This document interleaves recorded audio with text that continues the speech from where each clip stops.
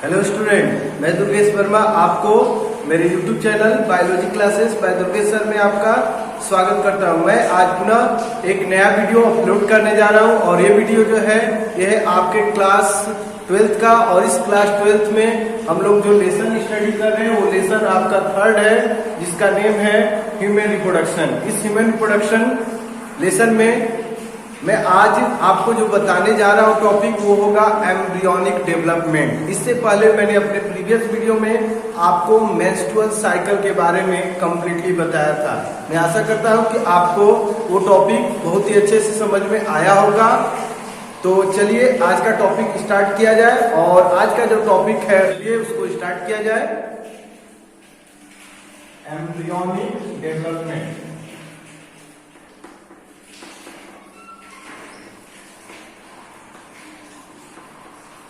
Development इसमें आप बताएंगे it is the study about the development of an organism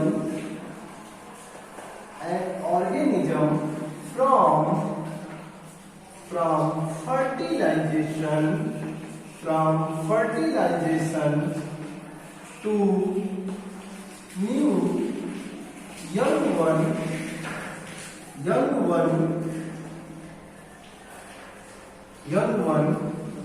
called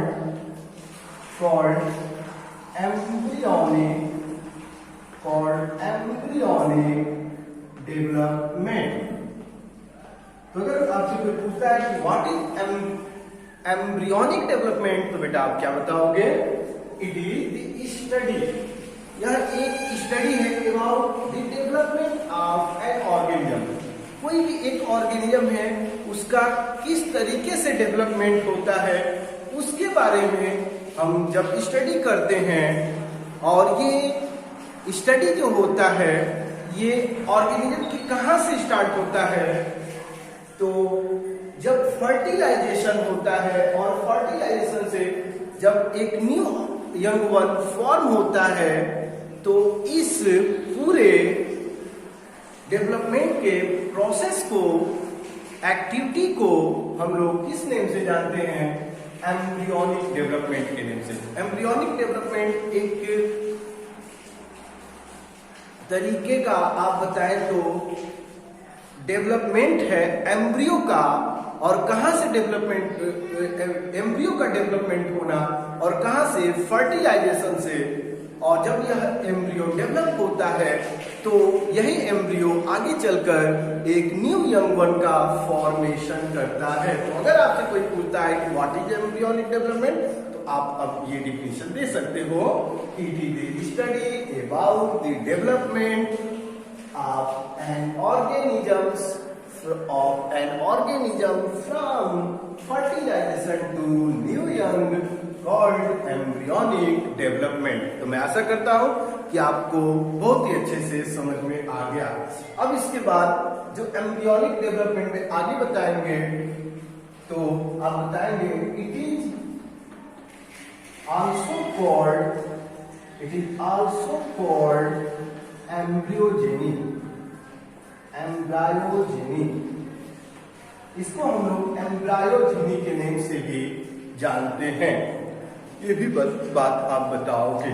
मैं आशा करता हूं कि आपको समझ में आ गया। अब देखिए ये कहां से स्टार्ट हो रहा है बेटा? फर्टिलाइजेशन से। तो चलिए हम लोग फर्स्टली जो एम्ब्रियोनिक डेवलपमेंट में जो टॉपिक स्टडी करेंगे वो होगा हमारा फर्टिलाइजेशन।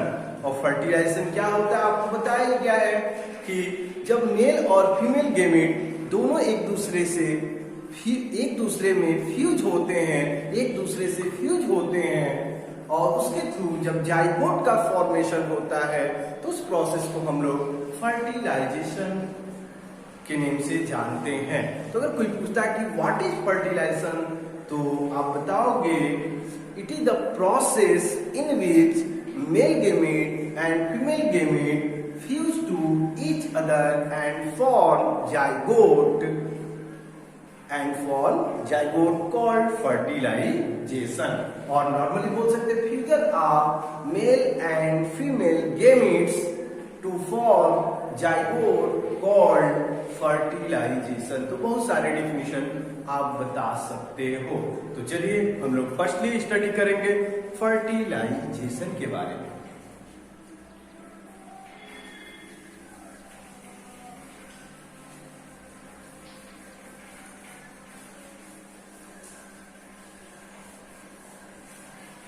तो अब हम लोग स्टडी करेंगे बेटा fertilisation.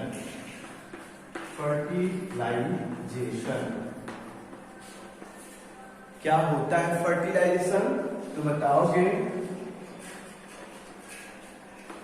It is a process in which mail and female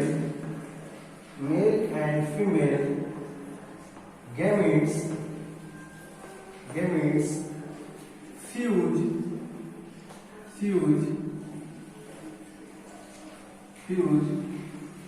to form zygote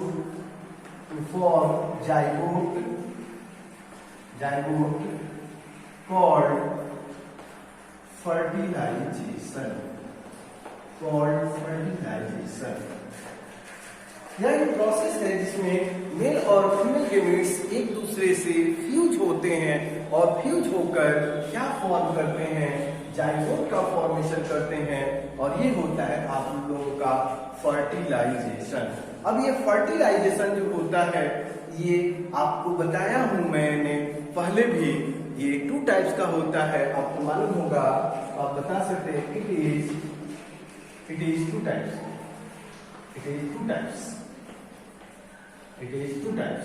First you know external and second you know internal। और फर्स्ट जो होता है वो आपका एक्सटर्नल होता है और सेकंड जो होता है वो आपका इंटरनल होता है। ये बातें आप बताओगे। एक्सटर्नल फर्टिलाइजेशन क्या होता है आप जानते हो। When male and female gamete fuse to each other outside the female body is called as external fertilization। तो आप बता सकते हो, मैं आशा करता हूं आपको समझ में आ गया। आप क्या बताओगे? When male gamete and female gamete fuse to each other outside the female body called external fertilization। और इनके एग्जाम्पल आपके हो जाएंगे। एग्जाम्पल में आप दे दोगे फिशेस एंड एम्फीबियंस। और इसके बाद आपका इंटरनल फर्टिलाइजेशन क्या होता है? तो आप बताओगे when mail and female gamete fuse with each other, male gamete and female gamete fuse with each other and form zygote inside the female body। That means fusion of male and female gamete takes place inside the female body is called as internal fertilization। And example is reptiles, average, aquarium and mammals। तो ये बातें आपको याद रखनी पड़ेगी। अब इसके बाद हम लोग स्टडी करेंगे फर्टिलाइजेशन इन ह्यूमन्स। अब ह्यूमन में फर्टिलाइजेशन किस तरीके से होता है और फर्टिलाइजेशन होता है तो कौन कौन से प्रोसेसेस, कौन कौन से इवेंट होते हैं, वो सभी आज हम लोग डिस्कस करेंगे। तो चलिए हम लोग फर्स्टली स्टडी करेंगे अब fertilisation in humans.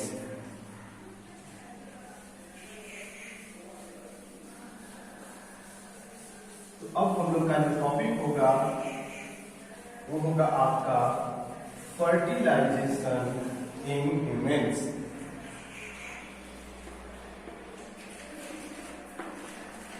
fertilization in humans। इसमें आप फर्स्ट ही बताओगे इन ह्यूमंस फर्टिलाइजेशन, यहां पर लिख दिया जाएगा बेटा फर्टिलाइजेशन इज इंटरनल। तो फर्स्ट लाइन आप यही बताओगे ह्यूमन में जो फर्टिलाइजेशन होता है वो इंटरनल होता है। अब आगे बताओगे during this process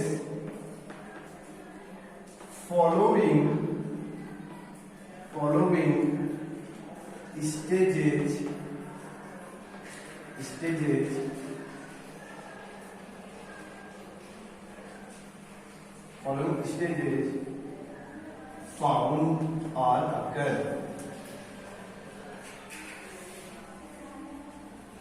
During this process following stages found, ये आप बताओगे the first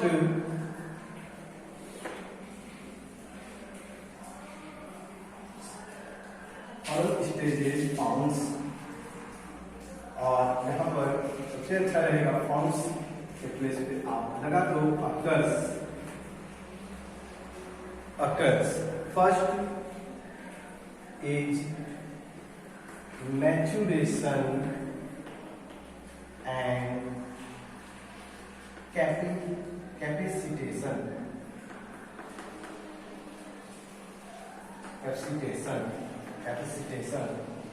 second is coitus. Second is coitus. Okay बेटा, इसके बाद आप बताओगे फर्स्टली आप बताओगे मैच्यूरेशन एंड कैपेसिटेशन, सेकेंड आप बताओगे क्वाइटस। इतना क्लियर हो गया बेटा?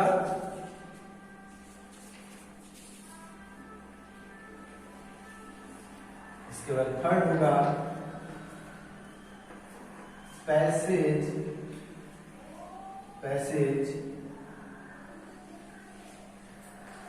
ऑफ स्पर्मेटोजोआ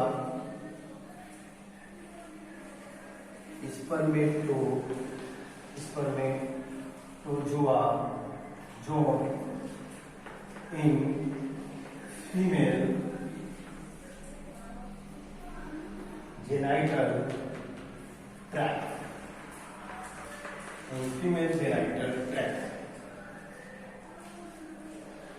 और इसके बाद आप जानते ही हो आगे क्या होगा, fusion of male and female gamete.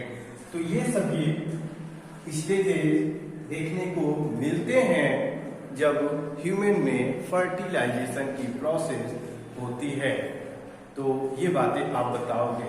First आपका होता है मैच्यूरेशन में क्या होता है कि आपका जब स्पर्म टेस्टिस से निकलकर एपिडिडाइमिस में आता है, एपिडिडाइमिस से वास डिफरेंस में जाता है, और वास डिफरेंस से होते हुए जब वो आपके इजैकुलेटरी डक्ट के पास जाता है, वहां से वो यूरेथ्रा पेनिस से बाहर निकलता है।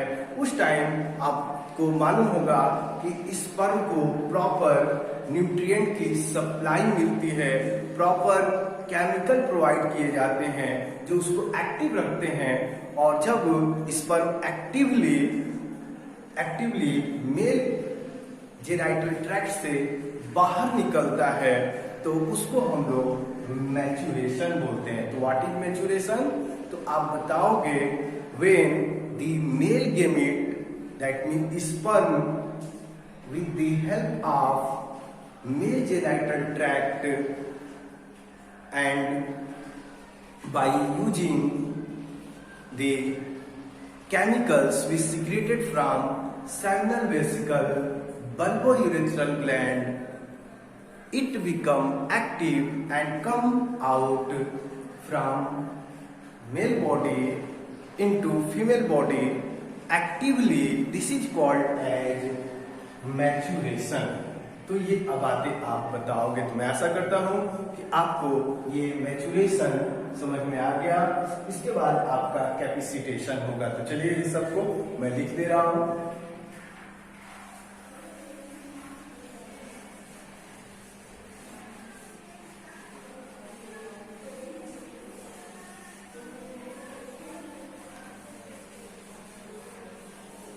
तो फर्स्टली हम लोग जो स्टडी करेंगे स्टेज वो फर्स्ट, तो आप बताओगे maturation and capacitation.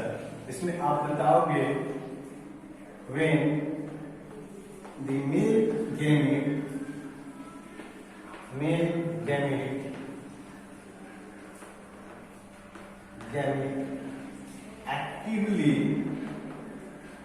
actively come out from male genital tract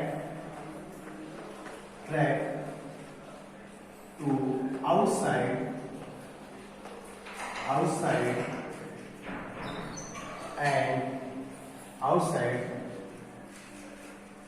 and lastly reaches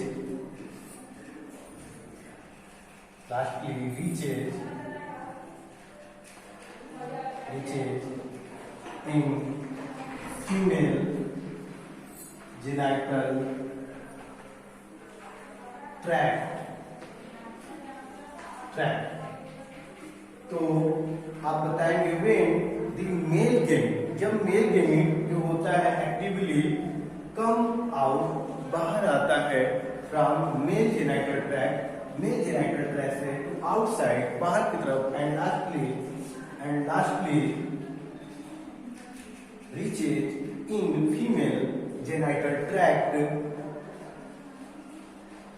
this is called as maturation. और आगे बताएंगे during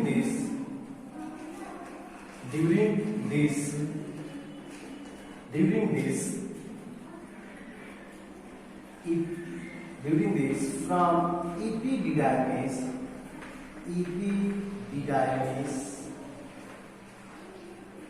and other accessory glands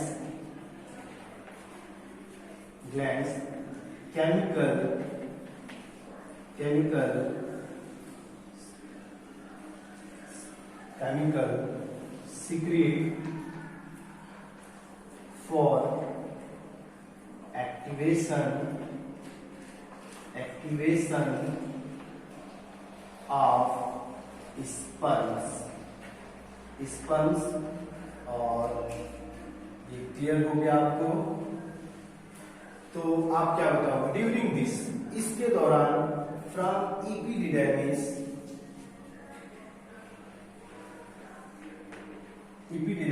and other accessory gland, जैसे मैंने आपको बताया था seminal vesicle bulbo urethral gland, ये सब बताया हमने। तो ये है एसेसरी ग्लैंड, ठीक है।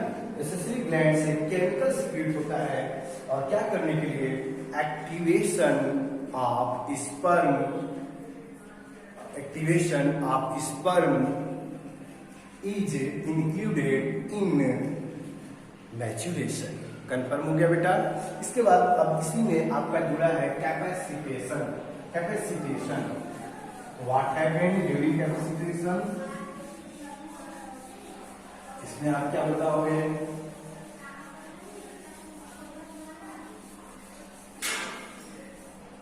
इसमें आप बताओगे when male gamete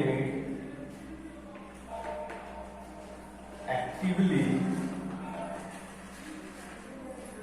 reach in female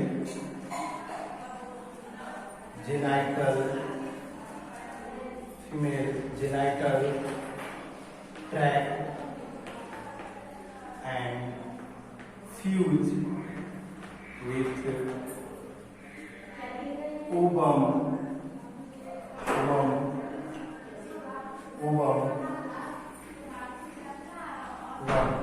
is called capacitation.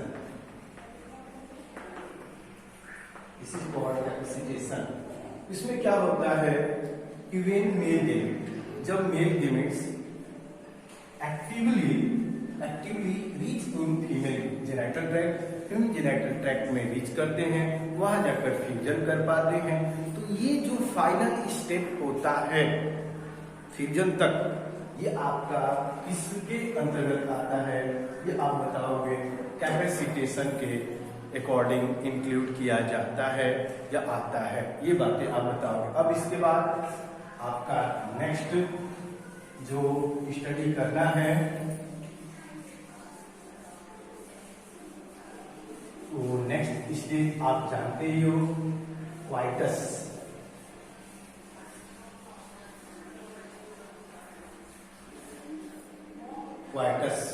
लेकिन इसको स्टडी करने से पहले मैं आपको थोड़ा सा इसमें स्ट्रक्चर ऑफ ओवम भी बताने जा रहा हूं। Structure of ovum,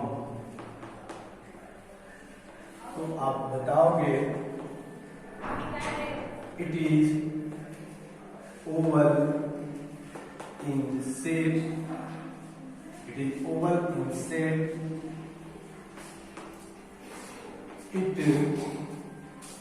it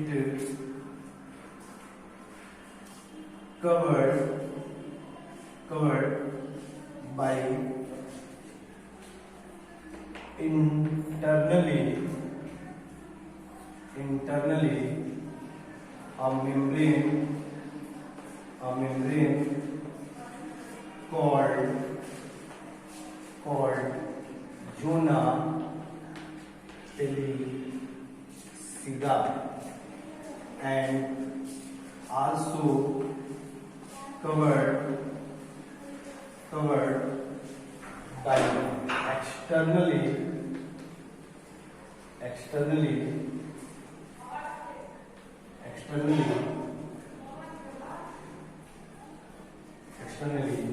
by cluster of follicular cells called corona radiata.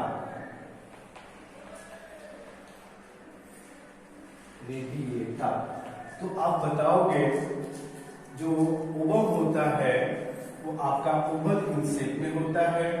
इसके बताओगे यह कवर होता है इंटरनली अ मेम्ब्रेन, एक मेम्ब्रेन से, उस मेम्ब्रेन का नेम होता है आपका zona pellucida, and also covered by externally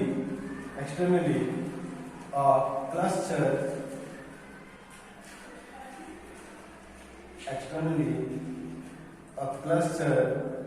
of follicular cell called corona radiata। तो ये स्ट्रक्चर में आप बताओगे। इसके साथ आप ये भी बताओगे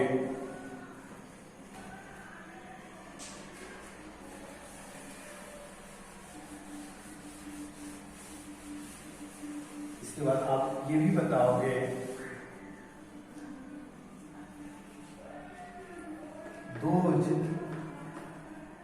portion of ovum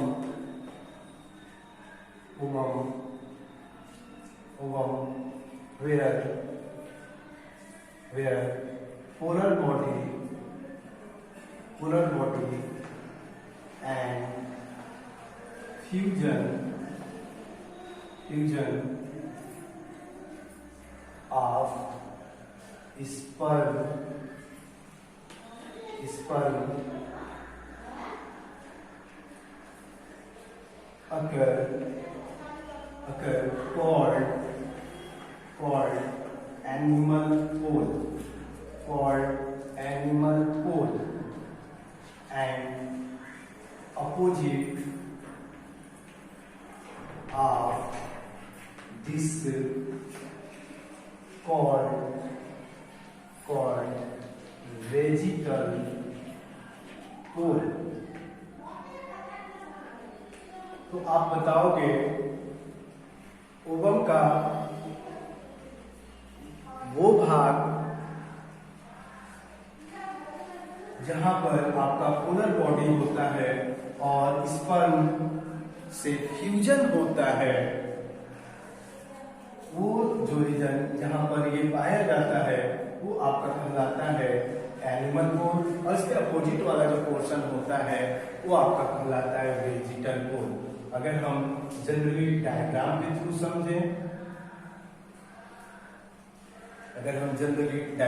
थ्रू समझें, तो हम देखेंगे कैसा इसका स्ट्रक्चर होता है।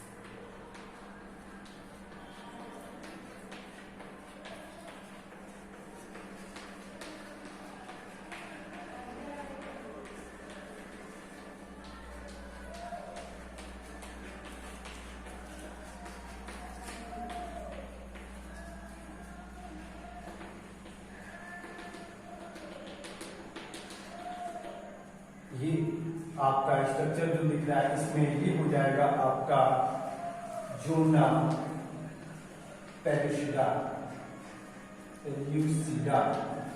ये हो जाएगा आपका पोलर बॉडी, और आपका ये जो है ये आपका कहलाएगा कोरोना रेडिएटर। ये आप बताओगे, और ये आप जानते हो ये आपका फर्स्ट पोलर बॉडी होगा। और ये स्ट्रक्चर जो होता है ओवम तो यहाँ बोलते हैं, लेकिन मैंने आपको पहले ही बताया है जब तक स्पर्म टच नहीं करता है आपका उस टाइम तक इसको हम सेकेंडरी oocyte के नेम से जानते हैं। ये बातें भी आप बताओगे, तो मैं आशा करता हूँ कि आपको सभी बातें अच्छे से समझ में आ गई होंगे। इसके बाद ये वाला जो पोर्शन होगा इसको आप जो पोल बताओगे, मैंने आपको पहले ही बता दिया है, ये हो जाएगा एनिमल पोल। ये वाला पोर्शन जो होगा एनिमल पोल, और ये डाउनवर्ड जो होगा वो होगा आपका वेजिटल पोल। ये बातें आप याद रखोगे। तो अगर कोई पूछेगा कि फ्यूजन किस साइड से होता है, तो मेनली आपके एनिमल पोल साइड से ही होता है। ये बातें आप बहुत ही अच्छे से बताइएगा। मैं आशा करता हूँ कि आपको ये बातें समझ में आ गई। अब इसके बाद हम लोग स्टडी करेंगे नेक्स्ट स्टेज जिसका नेम है क्वाइटस। तो चलिए उसके बारे में हम लोग जानेंगे क्या होता है।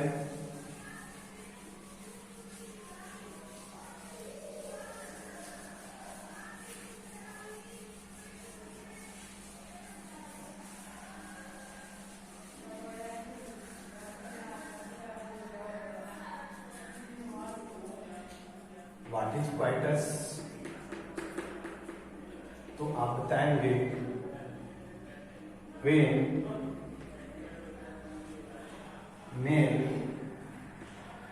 male penis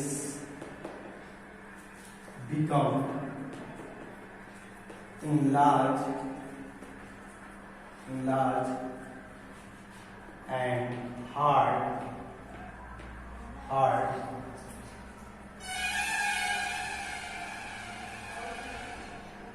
then it enter in female vagina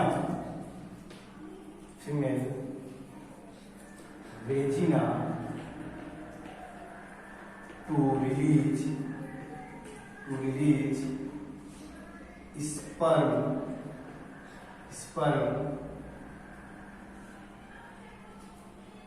is coitus. तो अगर कोई पूछता है व्हाट इज क्वाइटस, क्वाइटस का मतलब यह होता है कि when mail penis, that means male reproductive जो पार्ट होता है उसमें जो मेल पेनिस होता है, आपको मैंने बताया था, वो बिकम इनलार्ज हो जाता है, और इनलार्ज होने के साथ क्या हो जाता है, हार्ड हो जाता है। ऐसा क्यों होता है? क्योंकि इस जो मेल का जो पेनिस होता है वहां पर वैसोडाइलेशन हो जाता है। वैसोडाइलेशन का मतलब आप जानते हैं, जो वेसल्स होते हैं वो एक्सटेंड हो जाते हैं और वहां पर ब्लड की सप्लाई रिटेन बनी रहती है, तो उसके कारण वो एक्सटेंड हो जाता है, और एक्सटेंड होने के साथ हार्ड हो जाता है। तो हार्ड होने से आपका क्या होता है कि वो इजीली फीमेल वेजिना में इंटर कर जाता है, और इंटर करने के बाद वो स्पर्म को रिलीज कर सकता है, सीमेन को रिलीज करता है फीमेल बॉडी में। तो ये जो प्रोसेसेस होता है, इस प्रोसेस को रिलीज करने से पहले जब वो ये पूरी एक्टिविटी होती है, दैट मीन्स मेल का जो पेनिस है वो फीमेल के वेजिना में इंटर कर जाता है, तो ये आपका जो प्रोसेस होता है वो आपका कहलाता है क्वाइटस। और जब एंट्री कर जाता है, तो जब वो अपने सीमेन को रिलीज कर जाता है, तो उस प्रोसेस को हम बोलते हैं इंसेमिनेशन। तो जैसे सीमेन फीमेल बॉडी में इंटर करता है तो उसको हम बोलते हैं इंसेमिनेशन, और जब स्पर्म रिलीज होता है फीमेल बॉडी में मेल पेनिस से, तो वो कहलाता है इजैकुलेशन। और जैसे वो इजैकुलेशन होता है उसके बाद जो स्पर्म होता है फीमेल बॉडी के अंदर जाता है, और उस समय हो जाता है आपका इंसेमिनेशन। तो पहले मेल अपने स्पर्म को रिलीज कर देता है, उसके बाद वो जब फीमेल बॉडी में जाता है, तो जब रिलीज करता है, जब पेनिस से निकलता है, तो आपका कहलाता है इजैकुलेशन। और जब एंट्री कर जाता है इसी में, और एंट्री करके आगे की तरफ जाने लगता है, तो आपका कहलाता है इंसेमिनेशन। ये दोनों प्रोसेसेस होते हैं। तो ये आप बताओगे क्वाइटस के बारे में। इसके बाद आप जानते हो पैसेज बताया जाएगा of spermatozoa in female genital tract. तो इसको मैं अपने नेक्स्ट वीडियो में बताऊंगा। मैं आशा करता हूं अभी तक जितना भी मैंने बताया वो बहुत ही अच्छे से समझ में आया होगा। Okay, thank you.